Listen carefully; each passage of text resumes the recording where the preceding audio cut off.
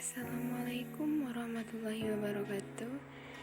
Izin memperkenalkan diri, saya Maisha Istiqomah, NPM 2011-030253, kelas E semester 2, Prodi Manajemen Pendidikan Islam.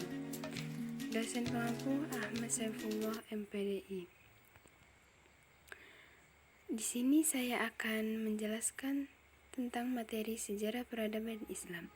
Silsilah proses pendirian Bani Abbasiyah, keturunan dinasti Bani Umayyah pada tahun 750 Masehi, menjadi tonggak awal berdirinya dinasti Bani Abbasiyah. Pemerintahan Bani Abbasiyah dinisbatkan kepada Al-Abbas, paman Rasulullah. Khalifah pertamanya ialah Abdullah As-Saffah bin Muhammad bin Ali bin Abdullah bin Abbas bin Abdul Muthalib. Berdirinya pemerintahan ini dianggap sebagai kemenangan pemikiran yang pernah dikumandangkan oleh Bani Hashim Alawiyun pasca wafatnya Rasulullah SAW, dengan mengatakan bahwa yang berhak untuk berkuasa adalah keturunan Rasulullah SAW dan anak keturunannya. Namun, pemikiran tersebut tidak bisa dijadikan pegangan dan kalah telak di awal masa Islam. Pemikiran bahwa kekuasaan itu adalah hak semua kaum muslimin dan siapapun berhak maju selama dia mampu memikul amanah merupakan pemikiran yang menang pada masa itu. Sebab-sebab runtuhnya dinasti Umayyah: 1. Figur amir yang lemah. 2. Hak istimewa bangsa Arab Suriah. 3. Pemerintahan yang tidak demokratis dan korup. 4. Persaingan antar suku. Sekte pendorongan pergerakan Bani Abbasiyah sekitar abad ke-8 Masehi. Kebencian terhadap pemerintahan Bani Umayyah semakin menjadi-jadi, sehingga muncullah kelompok-kelompok yang merasa tidak puas atas kebijakan yang diterapkan. Salah satu keuntungan bagi kelompok Bani Abbasiyah kelompok tersebut adalah: 1. Kelompok Muslim non-Arab Mawali yang memprotes kedudukan mereka yang sebagai warga kelas 2 di bawah Muslim Arab. 2. Kelompok Khawarij dan Syiah yang menganggap Bani Umayyah sebagai perampas pemerintahan. Ketiga, kelompok Arab di Mekah, Madinah, dan Irak yang merasa sakit hati atas status istimewa penduduk Suriah. 4. Kelompok Muslim yang soleh, baik Arab maupun non-Arab, yang memandang keluarga Bani Umayyah telah bergaya hidup mewah dan jauh dari gaya hidup Islami.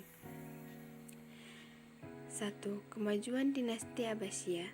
Dinasti Abbasiyah tidak hanya sebagai pergantian kepemimpinan, lebih dari itu telah mengubah menoreh wajah dunia Islam dalam refleksi kegiatan ilmiah.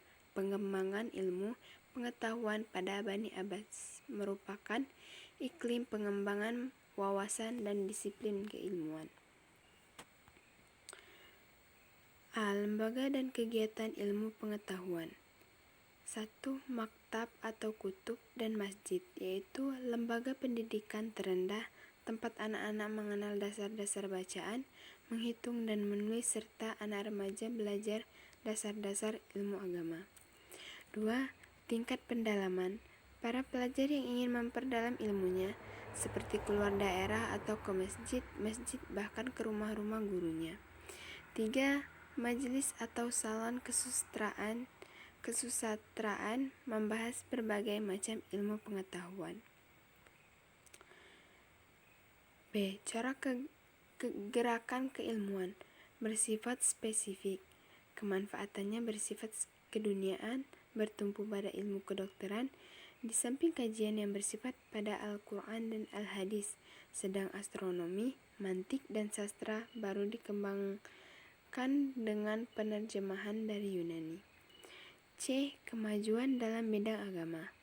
Ilmu dan metode tafsir mulai berkembang, terutama 2 metode penafsiran, yaitu tafsir bil al-Mansur dan tafsir bil al-Rai'i. Dalam bidang hadis, pada zaman ini dimulai diklasifikasikan secara sistematis dan kronologis. Mengklasifikasikan itu secara ketat di terkualifikasikan sehingga kita kenal dengan klasifikasi hadis sahih, dhaif, dan maudhu. Bahkan dikemukakan pula kritik sanad dan matan, sehingga terlihat jarah dan takdil rawi yang meriwayatkan hadis tersebut. Dalam bidang fikih pada masa ini lahir fuqaha legendaris yang kita kenal seperti Imam Hanifah 700 sampai 767 Masehi, Imam Malik 713 sampai 795 Masehi, Imam Syafi'i dari 767 sampai dengan 820 Masehi, dan Imam Ahmad Ibnu Hanbal dari 780 sampai 855 Masehi. Kemajuan ilmu pengetahuan, sains, dan teknologi. Astronomi, ilmu ini melalui karya India Sindhin, kemudian diterjemahkan oleh Muhammad Ibnu Ibrahim Al-Farizi 77 Masehi. Ia adalah astronom muslim pertama yang membuat astrolabe, yaitu alat untuk mengukur ketinggian bintang. Di samping itu masih ada ilmuwan-ilmuwan Islam lainnya seperti Ali Ibnu Isa Al-Astrolabi dan Faghani Al-Batani, Umar Al-Khayyam, dan Al-Tusi. Kedokteran pada masa ini, dokter yang pertama yang terkenal adalah Ali Ibnu Rabban Al-Tabri. Pada tahun 850 Masehi, ia mengarang buku Firdaus Al-Hikmah. Tokoh lainnya adalah Al-Razi, Al-Farabi, dan Ibnu Sina. Kedua, kemunduran dinasti Abbasiyah. Penyebab kemunduran Bani Umayyah dikelompokkan menjadi dua faktor intern dan ekstern.